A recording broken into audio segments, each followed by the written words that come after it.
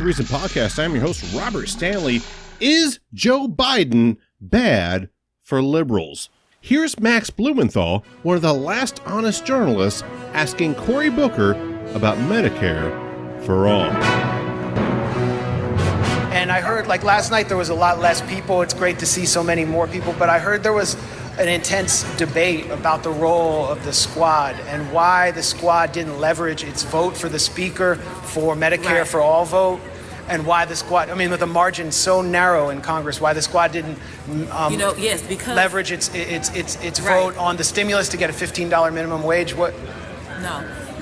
So first, one thing that was said last night, which is something that's very true, and I wish we would have talked about that this was where your conversation was going, because we're talking about the rally for tonight, and I really would love to keep the conversation on what's happening. I feel like it's all related to healthcare and It absolutely is, but this is the thing. What was said last night is that whose bill that is Bernie Sanders' bill in the Senate. It is Pramila Jayapal's bill in the House. It is not our bill. We cannot make that bill come to the floor. There is nothing that we can do legally to get the bill to the floor. We have. But Pelosi could have brought the bill to the floor. We're good here, thank you. I'm sorry, man. We're fine at this. Why can't she answer the question? We're here to talk about the eviction. But I feel like it's all about healthcare. Thank you. Really appreciate it. We appreciate your time. We're here for a reason. It's about the moratorium. Why is that? I can't ask about Medicare for all. The congresswoman has slept 1 hour. Flashback. Here's your president talking about the 94 crime bill. Every major crime bill since 1976 that's come out of this Congress, every minor crime bill has had the name of the Democratic senator from the state of Delaware, Joe Biden, on that bill. Back to present. Here's AOC refusing to discuss rent forgiveness and the top 10%. When we showed up, people said, how are you going to do it? What's your 10-point plan? What are you doing 5:30 p.m. on Saturday? How many days are you going to be here? Yeah, but what about? And we said none of that matters. We're going to figure that out. But what are you going to do? You asked us what we're going to do. What are you guys going to do? Here's what we're going to do. The CDC just announced an eviction moratorium, and what we're here is for our reasons known and unknown. So our reasons known was to make sure that we extended this moratorium. That's what we're here to do. What about the 10%? What about the 10%? Okay, we're going to turn on some music now. What about the 10%?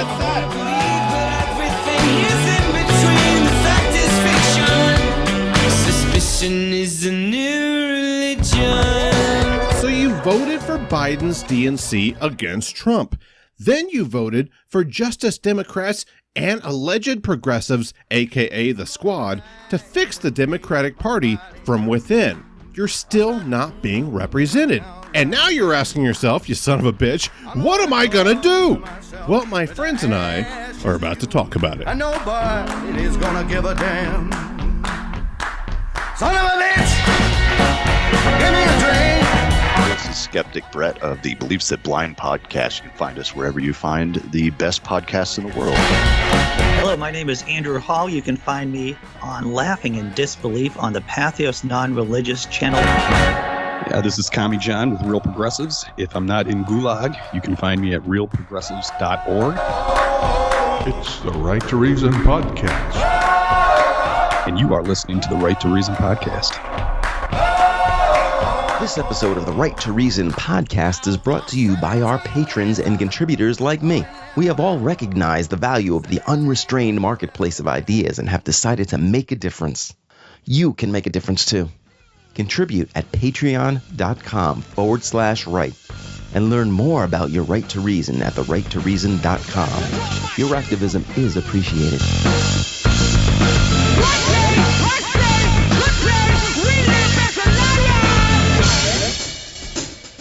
All right, so Joe Biden recently had a town hall meeting.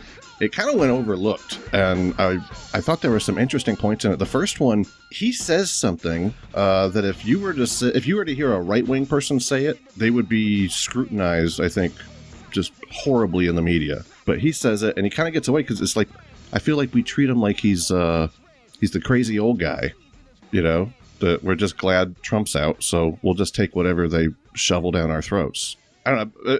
Do I speak for you guys on that one? Or are we all kind of, we're feeling like we're glad Trump's out, but Biden sucks? Yes. Yes might be the way that I would put that. Okay. I mean, you can make the argument, ending the transgender military ban and things like that we have seen positives, no doubt. But I mean, we're just looking at another corporatist professional politician. There's hardly a difference really in the platform. And I think that was evident when it was quite a bit later in the town hall. But Biden did make the argument for more police officers, not less. Right. And I think, a lot of leftists, whatever that term encases, in my case, I'm more of a socialist leaning into communism, and some leftists just consider themselves progressive Democrats. Either way, on the left, I think that you're going to find a lot of pushback normally when someone would say anything like that. And in this case, it just slipped right through and nobody seemed too terribly upset at what he was suggesting. Yeah, exactly. I mean, again, I think there's an argument to be made that, Biden is actually worse. This dude authored the 94 crime bill. He authored the Patriot Act. I mean, of course he wants more cops. This dude has spent the last 4 decades plus building this system that we're expecting now. And I think that's the problem is a lot of people look at Trump as if, he's this big buffoonish, right-wing nut job. Mm-hmm. And then, anybody with a D in front of their name is like the adult in the room. Right. I'll say that for me personally, I see Joe Biden as slowing the rot. I don't see him reversing the rot within the system. If Trump was an accelerant, Biden is just slowing it down just a scotch. But again, one last thing. We don't talk enough to you about this, I don't think. One last thing that's really important is we're not in a position where we think that any virus, including the Delta virus, which is much more transmissible and more deadly in terms of unvaccinated people, the various shots that people are getting now cover that. You're okay. You're not going to get COVID if you have these vaccinations. Yeah. So you're not going to get COVID if you have these vaccinations. I don't think Joe Biden should go off. I'm just saying, there's some people that can riff. There's some people that can just be talking, dropping down rhymes, doing bars, whatever. But Joe Biden is not that guy. He has to stay on script. Otherwise, he just starts wavering off. Exactly. Yeah. Because if anybody else said that, they would eat their lunch in the media. To me, it just seems like another get the workers back to work. Get the poor people back to work, you'll be fine, get the vaccination, get back to work. And recently, I think the press secretary person, that Jen Psaki, came out and said, nope, we're not going back. We're going forward. We're getting the kids back in school. Mm-hmm. I don't blame people that question the motives of pharmaceutical companies and, their representatives in government. But this is a tough one. I think there's more than just it's a hoax or you're just sheep wearing masks. I think there's a legitimate health concern, but we don't have the infrastructure and the, resources to handle something like that. So they put it on the masks and then they put it on the vaccinations instead of addressing the real systemic, holes we have when it comes to a health crisis like this. I was just talking to somebody I know at least 2 of you probably know, Tracy Harris. Yeah. From Atheist, or formerly from Atheist Experience, not anymore. But it's funny, one time when she was on the show, I said, she and I were talking to these ex-Mormon guys, and I said, hey, did you hear she's not with Atheist Experience anymore? And they're like, oh, really? I'm like, yeah, they fired her. And Tracy's like, you asshole. But, obviously she quit. Thanks a lot. Yeah. But anyway, I was just talking to her about it, and she was talking about how these anti-vax, at least anti-vax for the COVID vaccine, that these people are kind of like religious people in a way. But I disagreed because I almost feel sympathy for them. I get it. It was rushed. That's a fact, even though Biden, and I think it's one of our clips, but in this very town hall, he's like, no, it wasn't. It's been worked on for years. I know, but it was rushed right at the end. And Fauci did lie.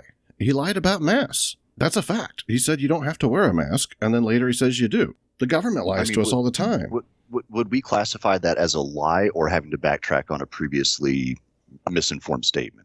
No. I don't. I'm just asking for the sake of clarification where everybody stands on this. I see it more as, yeah, we didn't think it was going to be necessary. A little bit more research, we found that no, actually, we certainly need to be wearing a mask to slow the spread of this thing. I mean, I think backtracking isn't necessarily the sign of disingenuous motives. There is a fog of war, so to speak, on this kind of situation where people don't know what the data is, new data is coming in, and people have to pull the trigger sometimes and make statements, and sometimes that they're wrong, and sometimes they're wrong, and they have to backtrack. I don't That's know. what I think. I think it was a lie that was pragmatic, where he was saying we want to make sure that the hospitals and medical professionals have the resources that they need, and they do this all the time. It might be for the best to lie to the general public when needed, because the general public is generally stupid and dangerous. But it's, I mean, even if you tell the general public the truth, there's a good chance they're going to come up with a lie around it anyway. Yeah. Right. Yeah. And politicize whatever you say, regardless. But here's Biden responding to a question. What is the White House doing to combat medical misinformation and to restore America's faith in science? What we're doing is, number one, restore America's faith in science, is listen to the scientists. No, I'm not joking. I mean, literally listen to the scientists. And not interfere, not rush anything. Just let the scientists proceed, because they desperately want to get this right. So I got to say, it's a relief that we're hearing this kind of talk coming from a president, first off. But at the same time, do you guys have any doubts about listening to the scientists in the sense of this thing could have been man-made? Can I just address the fact that if his strategy right now is to have people listen to the scientists while we're in the midst of this Delta variant explosion, then that's a piss poor strategy, because people have had all this time to listen to scientists. Jim Justice, the governor from West Virginia, had this great quote that someone asked him, what's going to cause more people to get vaccinated? What's going to cause a vaccine hesitant to get vaccinated? And he just said more people are going to have to die. That's what's going to happen. People will have to see their neighbors come down with sickness, with illness, get in the hospital, and that's what's going to get more people vaccinated. And you can see that in Louisiana. There's a spike in vaccination rates in Louisiana right now because people within their peer group can see folks are getting sick. Yeah. One of the hottest spots in the entire country right now for COVID spread also is in Louisiana. So, I mean, those numbers add up. I don't know necessarily that, the correlation causation argument could be made here, but I don't see a reason to doubt what you're saying, Andrew. I feel like that is most likely the case. Yeah, unfortunately, that's a microcosm of a lot of the systemic issues in this country, is that, for whatever reason, partly propaganda, partly just, ignorance, people are in that struggle for everyday survival, but it doesn't seem to be, issues don't seem to be a real problem until you're on their door, or they're on your doorstep, so when they see this stuff happening, then it's like, oh yeah, let's do something. But again, I think back to the Biden thing, I think this is akin to like the climate change argument. I think that the ruling class is having their political puppets do really surface level stuff. They're not going to do something like in a pandemic, pass a Medicare for all bill and make sure everybody's covered, build some hospitals and get more ventilators and everything to have the resources and services we need during a public health crisis. The same way we're not really going to address climate change with the full force we need. It's going to be corporate friendly stuff like, hey, buy an electric car, just stop using straws. That's kind of like a mask thing. It's just they'll do superficial, bare minimum neoliberal solutions. And the straw one was so funny. Like, it was just, correct me if I'm wrong, when it all just started over a viral video of a turtle with a straw in his nose, and then all of a sudden they're getting rid of straws everywhere. That's personal responsibility. You got to stop using straws. It's not the 20 corporations that are causing 90% of the pollution. So I don't think it matters if I drain my car engine oil and pour it in my backyard. The earth can handle it, but they'll tell you don't do that. But at the same time, we just don't even think about all the destruction that these huge corporations are doing constantly. I mean, just dumping crap straight into the ocean. Well, it's not an either or question, right? So you can act like, let's say, environmentally virtuously, and then say corporations suck, and then not being responsible at the same time. That's true. You don't have to pick one. I don't have to destroy the environment because they are. I want to know if my communist friend is a Bolshevik, a Menshevik, or if he's an SR, or where is he? Where are you, sir? And I don't know. I consider myself a Stalinist Engelsist. Stalinist. All right. I'll bring the shovel. Robert, We can start I digging called the it. graves. Robert, I called Yep, you did. I am a whatever communism needs to look like going forward for more people to buy into it. Yeah. Agreed. I don't really Same. care exactly what it is that you call me. Again, man, I'm telling you, back in, the Bernie 2015, 2016 days, I thought I was just kind of a liberal, and then, I started asking questions like, man, why don't we have health care? And why don't we have health? They started calling me a commie, and I just stuck with it, man. If that's a commie, that's what I am. And then I started reading. You're a commie. Oh, shit, maybe I am. Yeah. One day I just thought, it's like, why aren't the police held responsible by the citizenry? Why don't they have citizen oversight? That's radical communism in this country. Man. It is. Okay, But then I'm telling you, once you learn MMT, that's what really radicalized me. Like understanding just how the government pays for shit and the parties and whatnot. You're an evangelist. Continue, sir. Keep on your thing. You're always evangelizing MMT. I was just talking to Bret about it. I was like, man, this blew my mind. It was like, this is going to be like the next 6 months of your life, just investing and learning more about this. You wouldn't believe it. It's like our taxes actually don't pay for the debt. Money's all just fucking bullshit. They just create it, and it's actually controlled by, taxation really just removes money from the big pot. It creates a demand, and then, it acts as a drain on the money supply. I say all that, and Bret goes, oh, yeah, I know. I'm like, oh, well, all right. Yeah, it's really simple. That's the great thing about it. It's so simple, but when you start thinking about that, we can do stuff. We can eliminate poverty and all this bullshit. We have the resources. We have the the real ability to do this stuff, but it's just in this economic system, it's not profitable to the private industry to eliminate it. It's like, that's what I've been saying, is that it isn't a question of virtue. It isn't a question about knowing what to do. It is a question of political will. It is a question of executing on what we know what needs to be done. But there's been such a push to convince people we're in debt to China, and that, we're dependent on Jeff Bezos paying his taxes so we can keep the lights on and shit. And it's all bullshit. And once you understand, it's just, man, we just, start threatening a couple Congress people. I just heard making some change. Pelosi saying that we can't do free education or some form of free education because what about the people that didn't go to college? Why should they have to pay for it? And I'm like, holy shit, Nancy Pelosi is making a word for word right wing talking point right now. This is what we've come to. My house is never caught on fire, so why the fuck am I paying for the fire department? Exactly. Is that a false equivalency? I feel like that's some kind of fallacy. It's got it. Okay, here's Fauci admitting that he lied about masks. To your first question, which was, what about a month or so, or 2 or 3 ago, when people were saying you don't really need to wear a mask? Well, the reason for that is that we were concerned, the public health community, and many people were saying this, were concerned that it was at a time when personal protective equipment, including the N95 masks and the surgical masks, were in very short supply. And we wanted to make sure that the people, namely the healthcare workers, who are brave enough to put themselves in harm's way to take care of people who were infected with the coronavirus and the danger of them getting infected, we did not want them to be without the equipment that they needed. So there was not enthusiasm about going out and everybody buying a mask or getting a mask. We were afraid that would deter away from the people who really needed it. So, once again, okay, pragmatic. And this was my point to Tracy, was I understand why these people have such little trust in the government and in Fauci and all that kind of thing. I mean, they're getting all this propaganda.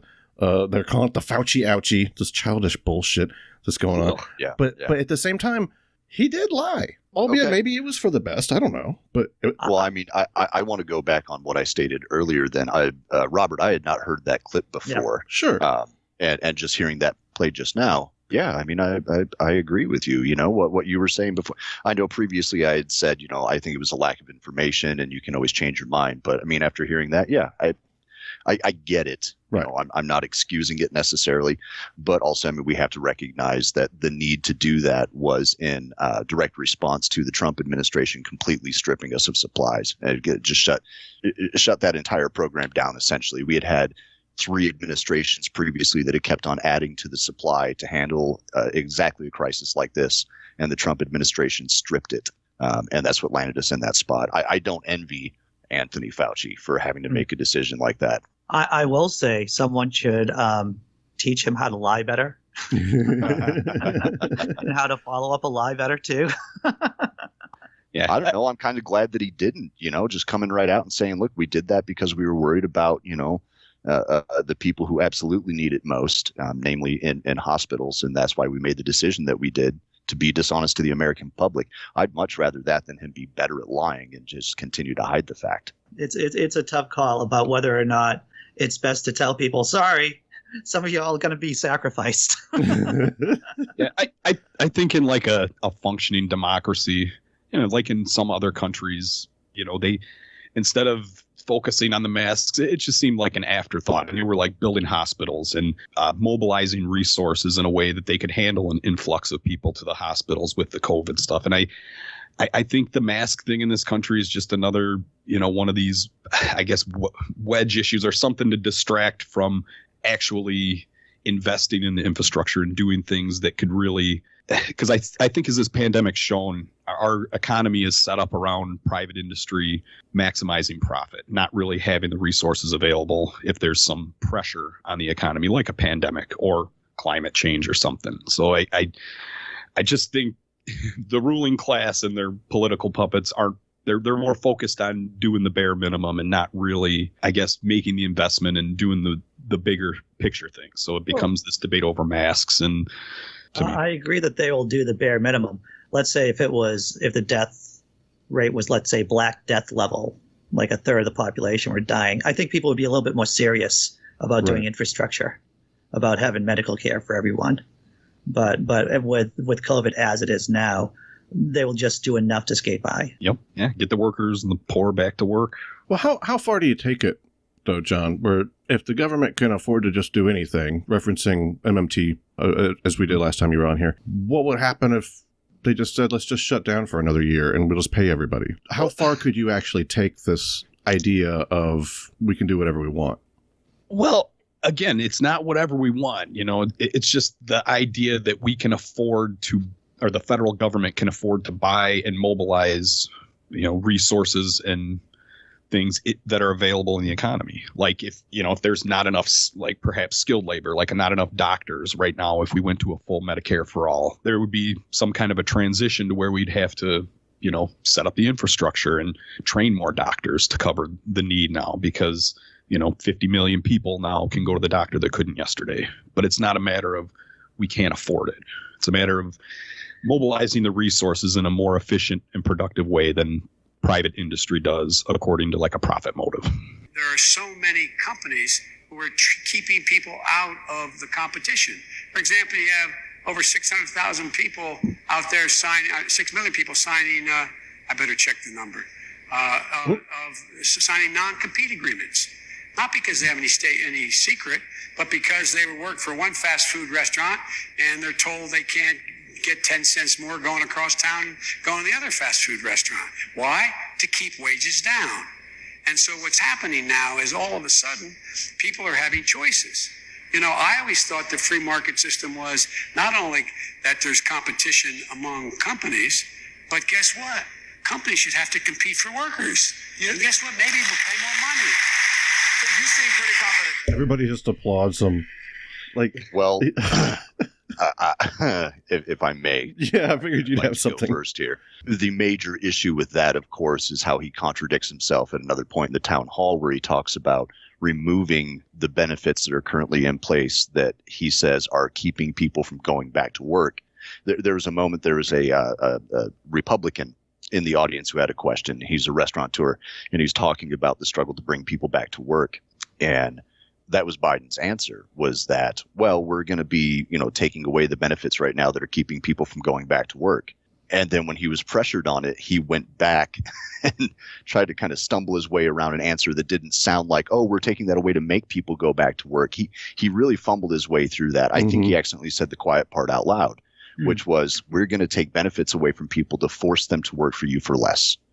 And Wow. that's what that Republican restaurateur was looking for an answer, which is why he seemed satisfied. And then Joe Biden could easily go back and act as though that isn't the case later on. Well said. What is comical and tragic about this is that, American-style capitalism helped get us into this mess. And Joe Biden's message is, we just need more American-style capitalism. That'll And fix it all. That's for sure going to get us out of this. I mean, I'm all for helping the industry and having more money in the economy and whatnot, but it's like he's full of shit and saying like this is all for the workers. Like he cares about workers' rights. It's the exact opposite. The profit motive is not going to save the workers. I don't know. I don't know how I can say it any more straightforward than that. I don't think it would be any more clear than that. That's exactly the right way to put it. Profit motives don't protect you can workers. see me now, I'm about to pluck my eyes out. Right. Again, I think that's just another example of, this is neoliberalism. It's doing the just enough to say, or so they couldn't say you did nothing. We don't need, a slight tweak in labor laws. We need like serious reform, like a federal job guarantee. Well, you're playing around. They're playing around the central tenets. Is housing a right? Is food a right? Are these things rights or not? And they're saying, well, let's just get rid of these, NDAs or whatever you call them, right? Mm-hmm. I mean, Well, those things are right as long as you're a capitalist. You see, you have to play within this system. Look, I'm finding out right now, and this might be a little bit off topic. Feel free to let me know if I'm wandering here. But starting my own business, the ultimate plan has been to be essentially a communist style business. So what my plan is going forward is that whoever it is that comes onto the business, whoever it is that I decide to hire going forward as the workload increases, is that I am not entitled to make any more than any of my employees. So the company has to get to a point where its value is equal to all of the people who actually make the thing run. That includes from the person sweeping the floor to the person taking phone calls. They are all just as valuable to the company. They all deserve to make the same amount. The thing that I'm running into is that our system, tax codes, the way that they're written, and rules of business seem to have put up a number of walls to keep me from doing that. Really? The system itself does not allow for fair pay. Does it prevent you from, at a certain title? I would argue one big one is the healthcare thing. I mean, that's a big part of it. It's almost impossible to provide healthcare for a small number of employees. And it's interesting. Like a big corporation can do it much cheaper, and it almost becomes a benefit to have that. And frankly, right now in this country, that's a huge thing. And I mean, it really hamstrings a lot of small businesses. I mean, if the way our monopolist capitalism structure wasn't already, making it almost impossible to be a small business owner to compete with like an Amazon or a Walmart or whatever. Right. That's a great point, Commie John, if I can call you that. Absolutely. The issue certainly here is exactly what we were talking about, is the profit motive. When I am competing against, much larger companies who are using human beings for their labor to build wealth for the person that owns the company, they charge so much less than I possibly can in order to afford to pay people what they're actually worth. The business itself is drastically underpriced.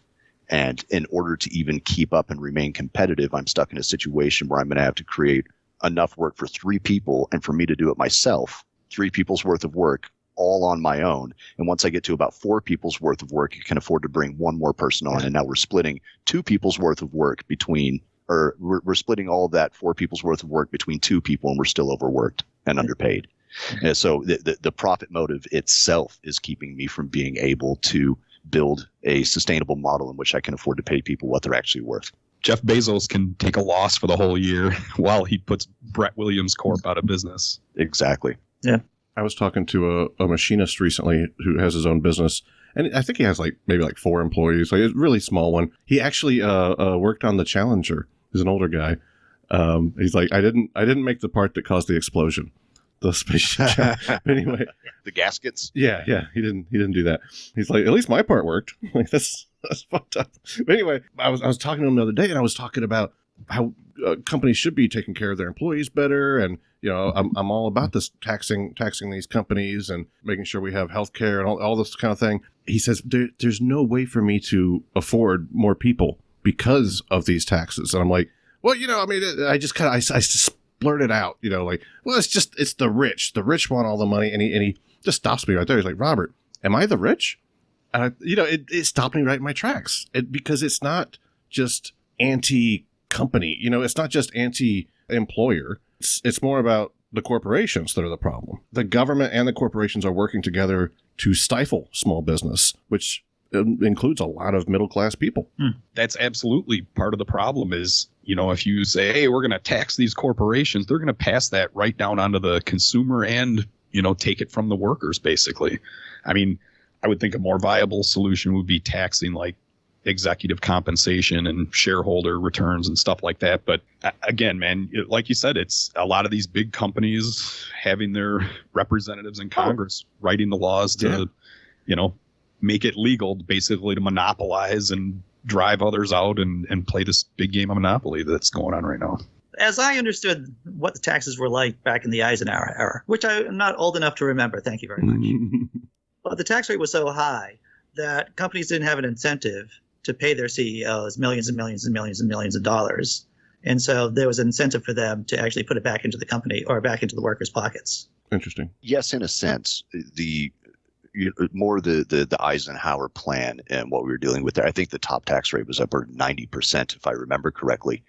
The incentive there was to invest in expanding the companies and to create more job opportunities. That didn't necessarily always translate into more money in the workers' pockets, but it did keep the money from the top protected from being taken by the federal government. Mm-hmm. And in doing that, yes, we wound up with a lot of jobs, and we had a decently thriving middle class. You may find in the amendments that take place on the detail of whether or not, and I'm the guy that wrote this bill to begin with, and so I've had to compromise to make changes in the bill. When I say I campaigned on this. I mean, everybody thought I was a little nuts when I talked about there are 3 reasons why I was running. One, I do think he's a little nuts, but the thing that really fascinated me is that he would have the balls to say, I'm the guy that wrote this bill, when that 94 crime bill still followed. Now, he wasn't referencing the 94 crime bill in this part, but just to make a comment like that is so airy. It would be like if O.J. Simpson made a joke about stabbing somebody. You know what I mean? It would just be like, how can you just talk that flippantly?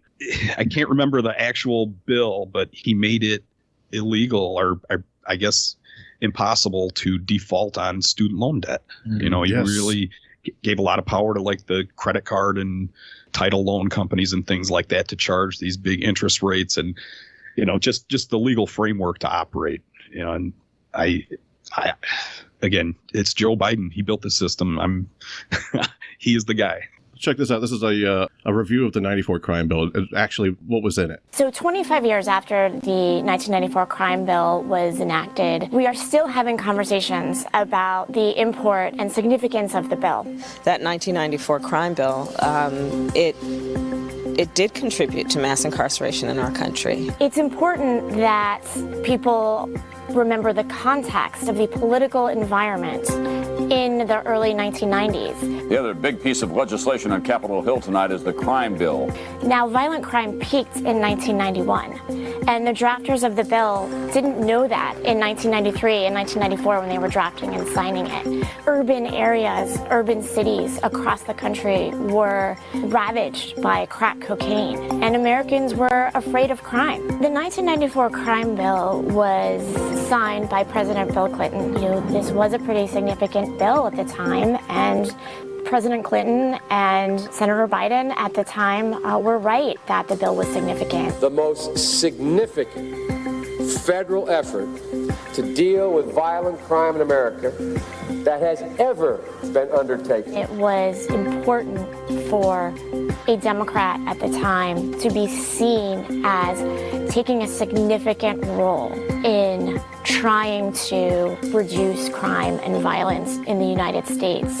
And at the time, the Congressional Black Caucus was part of the debate around the crime bill.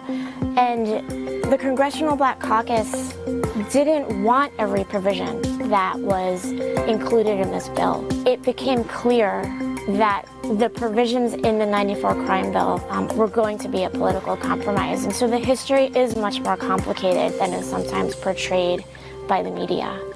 Now, what did the bill do? Just like a lot of political compromises, there was the good and there was the bad. For example, The bill eliminated 19 types of semi-automatic assault weapons. It also provided huge amounts of funding to hire cops. 100,000 cops were funded. It was about $14 million at the time for community policing. The bill also enacted the Violence Against Women Act that provided funding to protect women and victims of domestic violence and crimes against women.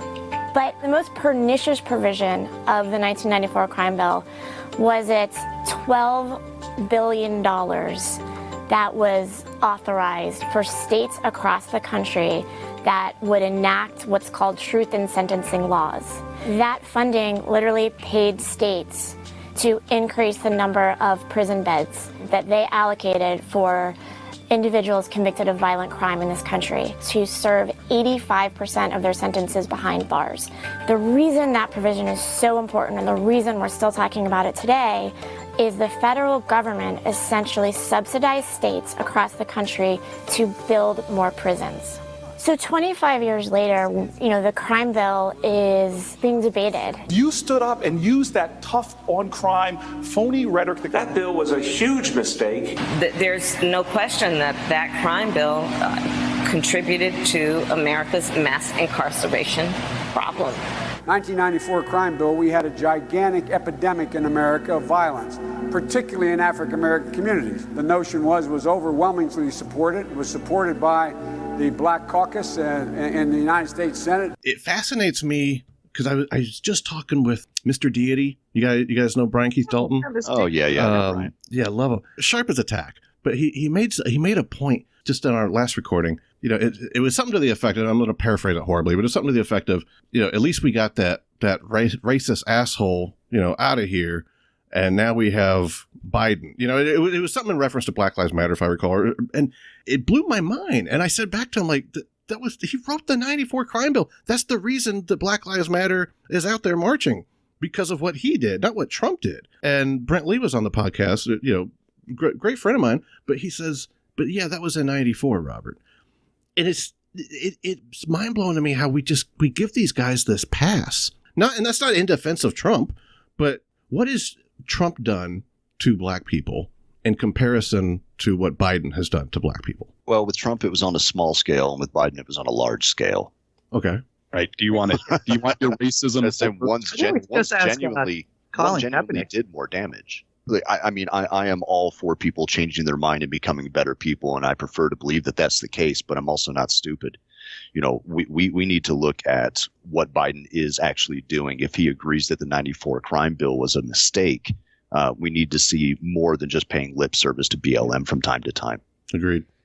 Yeah, he could have, a big thing that would have maybe reversed some of the damage is he could have came out and said, hey, we're going to legalize cannabis. We're going to, go back and, look at some of this stuff in the crime bill or whatever. But again, man, I think it's just another example of we got to get past this idea that the Democratic Party is somehow morally superior to the Republican Party. It's like we had a summer of Black Lives Matter protests, and they said, okay, well, then we're giving you the author of the crime bill and a cop as your nominees. So they just don't give a shit. And Juneteenth, they got Juneteenth.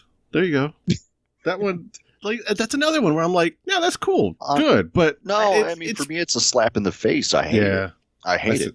It's more liberal white American culture taking over what it is that's important to African Americans in this country, black people in this country.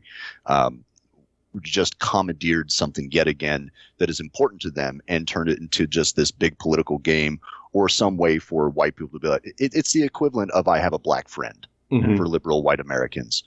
And I'm honestly disgusted by it. I am happy to see that there is acceptance of what Juneteenth means, but making it a federal holiday, I think, is the wrong decision. Just in the same way that I also think that legalizing cannabis, it decimates black communities. We have already driven black communities into a position where dealing is a good way for people to crawl their way out of poverty. Holy shit. And by legalizing it, now we suddenly have, again, a whole bunch of liberal white people with excess funds going out there starting businesses and taking that business off of the streets as well. I've never heard that one. Fair point. And again, I think a lot of that comes down to the way our economy is structured. They Yeah. Say, well, we're going to legalize cannabis, so we're not going to throw you in jail for it, but to get the permits and to have the, the capital to really get this thing started, it's just a part of it needs to be, I think even a part of it maybe in the form of reparations to where, some of these poorer communities, they allow them to run the business in the community and keep the money there and not let a few. There are some communities right now, at least one I can think of, and I think it's in Illinois, that's using marijuana money or the taxes from marijuana money into using for some kind of reparations. I covered it on my show a couple of months ago.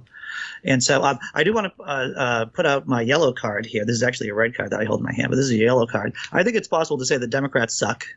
And I can definitely, but without saying that the Democrats and the Republicans are morally equivalent. Right. I mean, I agree with that. That's a point of order. Absolutely. I guess to me at this point, and this is my opinion, to me it just seems like it's like theater, it's like good cop, bad cop.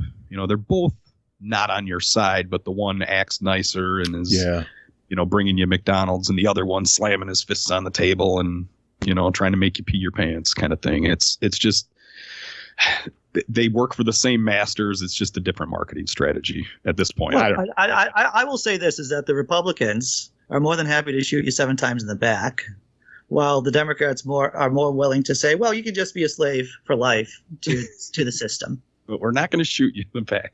Yeah, Probably not. Again, with the Democrats, I think they always have a Joe Manchin or a, whatever to pin everything on, and like, oh, that darn Kristen Sinema. If they would have just went along, we could have got some stuff. Even though they have, both houses of Congress and the White House, they find ways to do the bare minimum or tell us it's, someone is resisting them from the inside or the outside. That's why. This is why the Democrats will be crushed at some point by the Republicans or by fascism. If the Democrats, if this is their plan, if this is their battle plan, is to play it safe, then they are digging their own graves, basically. Yeah. That is not a sustainable strategy over the long term. Well, this has been the strategy since Newt Gingrich. They're like, we're not going to lose. That's our plan. The plan is not to lose. While the Republicans are like, well, we want to win, and we want it really bad. And every single day we're going to tell you we want it bad. Agree 100%. My concern is more like, I agree with you wholeheartedly, Andrew, but here's a perspective. What if they're actually worse than the Republicans? Now, obviously, Republicans, anything they want to pass is 99% of the time horrible. I wouldn't say all the time. I mean, we could give credit to Trump for signing, what was it? Not NAFTA, but what was it? I think they canceled the TPP, even though TPP, the Trans-Pacific Treaty. Yeah. I mean, we could give him credit there, even though he's just signing that, but he's just doing something against what Obama was doing. But I think it was good that we got rid of that. In the same way, it was good that he wrote a couple bills concerning recidivism. Once again, he didn't write it. He signed it. There was another one where allowing vets to still use their free health care, but they don't have to go to the VA. They could go to other hospitals if the VA is not seeing them, within a designated amount of time. Once again, he didn't write it. Well, he did sign it. But you got to court the military. Yeah, Thank you. I was about to say that. But ultimately, most everything they do is atrocious, and at least the Democrats are passing some stuff that we like. But what if they're actually worse in the sense of they take all this progressive movement that we have, funnel it into this neo-lib Democrat thing, and therefore it stifles us. Whereas the Republicans are an enemy you can see. This is the enemy you can't see. We're fighting with our eyes closed. I could definitely say that Republicans and Democrats are not morally equivalent. Well, at the same time, it's the job of the left is to kill off the corporate Democrats. That is our job. Not morally it equivalent. It's a complicated argument, but that is our job to kill off the corporate Democrats, politically speaking. I would argue the Democrats' job, and to me at this point, they're almost all corporate Democrats, is to kill off the progressive movement. I think understand what's going on. They are in a knife fight with progressives, and it's going to be just like Trump with the Republicans. Trump killed off the mainstream Republican Party, and now they're Trumpists for all intents and purposes. And the Democrats see what's going on, and it's like, oh, that could be us with the progressive left. So we have to take care of them before they take care of us. I mean, while we're talking about the differences or lack thereof between the two parties, can we address the elephant in the room that socialism and communism are so grossly unpopular among the voting base of the United States that we wound up with the Democratic nominee for president of the United States was the least progressive person running for office? That is how grossly unpopular these ideas are. Again, we can do this back and forth all day long. Oh, the Republicans this and the Democrats that. And all that. But until the people actually decide to give a shit about voting in their own best interests, I really don't see a point in continuing the argument between the two. We're going to wind up with the same result. I mean, I think is this most recent couple of elections have shown us is that they're not going to hold elections and let us vote away their power.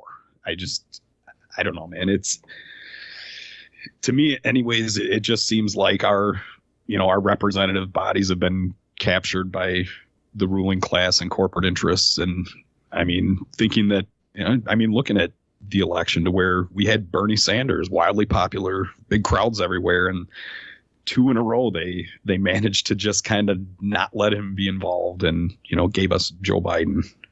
And I don't know. I think there's some point you have to really start questioning if voting and electoral politics is really an avenue we should put that many chips into at this point. Do you guys think he tricked us, Bernie? Do you think the whole thing was a big scam to just get our votes and get our money and funnel it all back to the DNC again? I think that Bernie was trying to be like an FDR, and at some point he did not want to be Ralph Nader.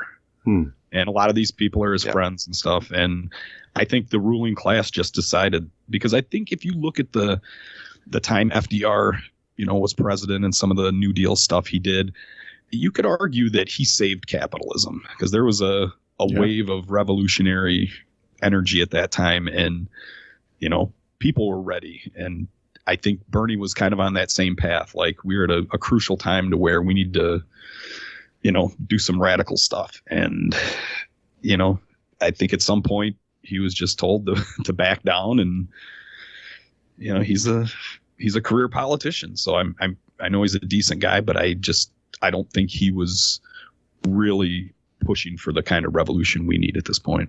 I mean, I think you may be right, Commie John. I think there's a distinct difference, though, between whether or not voting works and whether or not there are pressures from the party for Bernie to be less impactful or find a way to step aside. I think that there's a difference between those two. I mean, the numbers the votes were counted fairly. The votes are in. The black community overwhelmingly supports Joe Biden. His history within the black community, especially the beginning of his political career, was a big part in securing the nomination for him. So I do think that voting works. The issue here is the continued misinformation campaign and, of course, inside politics in which, certain nominees are already kind of given the gold stamp. And there's a lot of conversations going on behind closed doors about who needs to speak up and who needs to step aside. Sure. The people did still ultimately vote the way that they did. And so I still encourage voting because it is virtually the only tool that we have right now to have any sort of a voice in what things look like going forward. I think people need to be a little bit more convicted about what it is that they stand for and stick to their guns and really come out. And we need a couple of rogue politicians to start representing the left.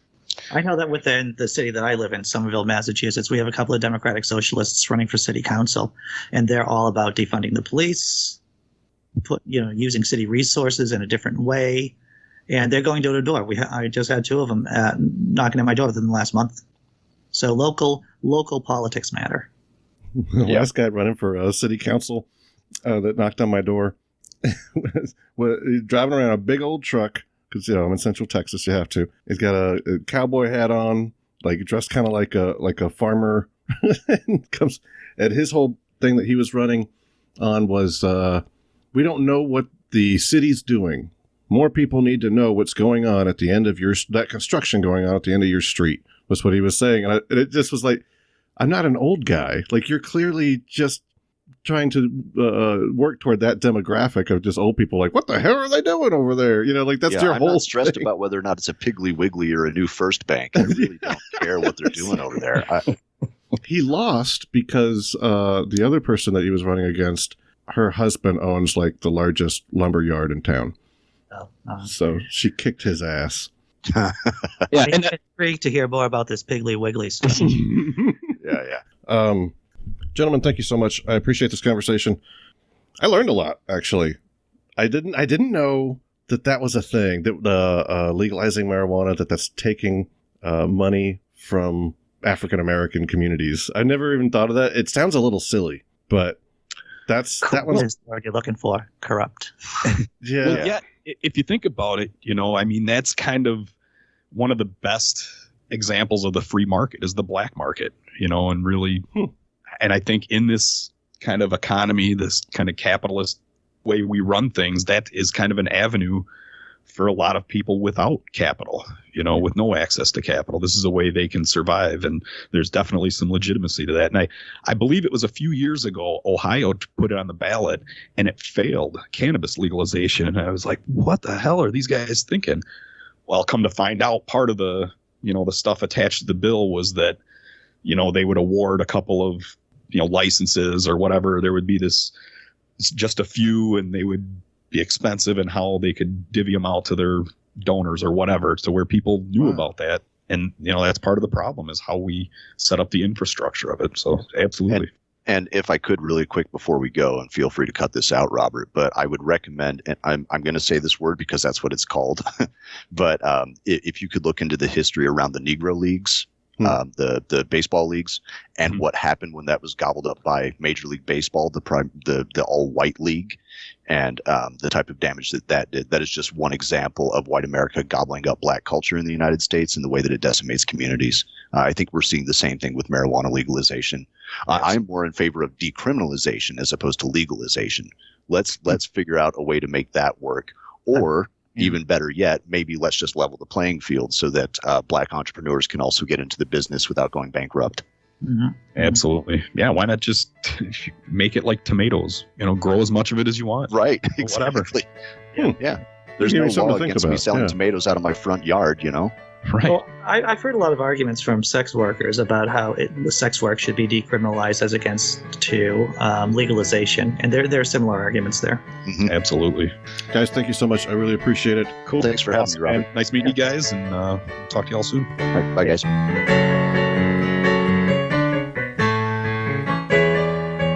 Thank you to John, Bret, and Andrew. Thank you to Dave Blair at DaveBlairMusic.com. Thank you to Feedspot.com for promoting the Right to Reason to the top 10 atheist podcasts. Thank you to our patrons, Jason Parker, Freethinker 215, Alan Marks, Philip Spawn, Bernard Lamberell, Enema Man, Larry Wilson, Brittany Catherman, Catherine Class, and our top supporter, Rob Montgomery. You can support this broadcast at patreon.com/right and learn more at therighttoreason.com. Next week, I promote the argument that the concept of the self is an illusion. The meaning of life is a result of evolution, and culture is not your friend. While I play clips from Sam Harris, Dan Dennett, and Terrence McKenna, and debate 3 accomplished philosophical brainiacs that disagree with me, Chris Shelton, Aaron Adar, and Pastor Caleb Graves, between now and then, remember that you have the right to reason. Let freedom ring. Let the white dove sing. Let the whole world know that today of a reckoning. Let the weak be strong. Let the right be wrong. Roll the stone away. Let the guilty. This has been The Right to Reason. Fight for your right to reason. The right to reason. This is the Right to Reason podcast.